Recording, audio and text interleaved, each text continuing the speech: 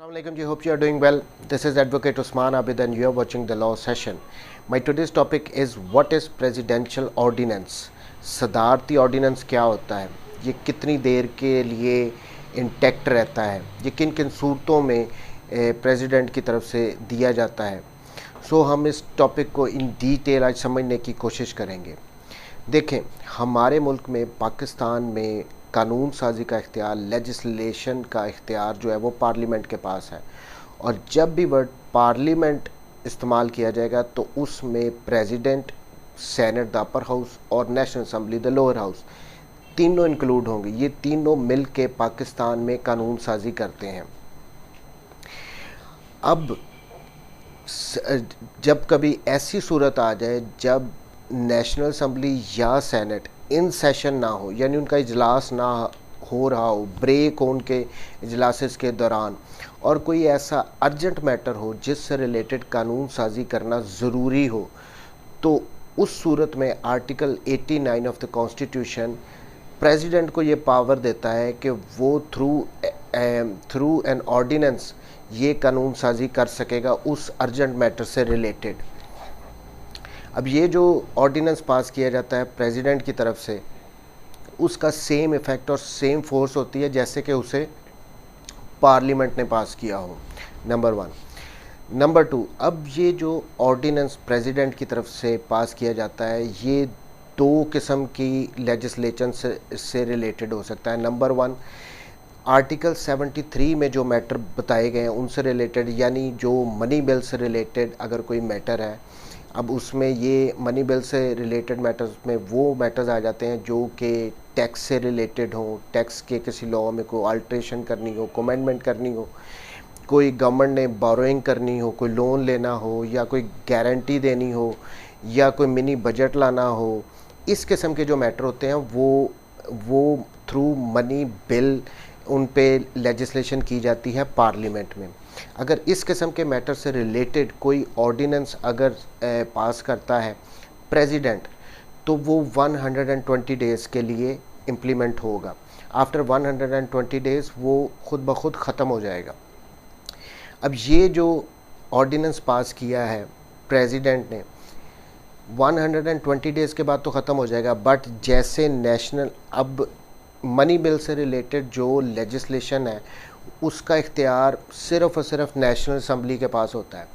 National assembly में ही वो bill introduce किया जाता है और एट द सेम टाइम वो सेनेट को भेजा तो जाता है, और सेनेट अपनी रिकमेंडेशंस दे सकती है उससे रिलेटेड, बट वो कंपलसरी नहीं है। अगर तो नेशनल असम्बली उस बिल को पास कर दे, मनी बिल को, तो वो लेजिस्लेशन कानून साजी हो जाती है। इसी तरह अगर तो इससे मनी बिल से रिलेटेड किसी मैटर से कोई ऑर्डिनेंस अगर प्रेसिडेंट ने पास किया है, तो वो बिल जब नेशनल असम्बली सेशन में आ जाएगी तो उसके सामने ले डाउन किया जाएगा, उसके सामने रखा जाएगा कि ये ऑर्डिनेंस आ गया है। अगर तो नेशनल असम्बली में कोई करारदाद के ज़रिए उस ऑर्डिनेंस को ख़त्म भी किया जा सकता है और एक्सटेंड भी फर्दर 120 डेज़ के लिए किया जा सकता है। तो ये था नंबर 1, अगर तो कोई ऑर्डिनेंस इस मैटर से, मनी रिलेटेड मैटर से पास किया गया है, तो उससे रिलेटेड 120 डेज़ के लिए वो होगा लागू ऑर्डिनेंस, और उस दौरान अगर तो नेशनल असम्बली उसको ख़त्म करना चाहे तो थ्रू रेजोल्यूशन कर सकती है, और 120 डेज़ गुजरने के बाद अगर उसको उसमें एक्सटेंशन करनी हो तो वो भी नेशनल असम्बली ही कर सकती है। अगर उन्होंने एक्सटेंशन कर दी तो वो फर्दर 120 डेज़ के लिए एक्सटेंड कर सकती है उस ऑर्डिनेंस का टाइम, और ये जो एक्सटेंशन है ओनली वंस होगी, उसके बाद नहीं होगी, एक टाइम के लिए हो सकती है। नंबर 2, अगर तो ऑर्डिनेंस पास किया गया है किसी और मैटर से रिलेटेड, कोई कि वो मनी बिल नहीं है, किसी भी किस्म की और मैटर से रिलेटेड कोई ऑर्डिनेंस अगर पास किया गया है फ्रॉम द प्रेसिडेंट, तो वो भी 120 डेज़ के लिए ही लागू होगा वो ऑर्डिनेंस।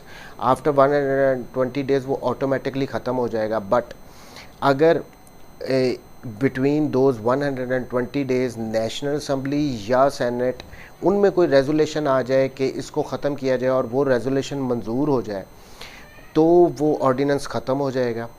या अगर 120 डेज़ गुज़रने के बाद उसकी एक्सटेंशन भी किसी हाउस से की जा सकती है, नेशनल असम्बली या सेनेट से।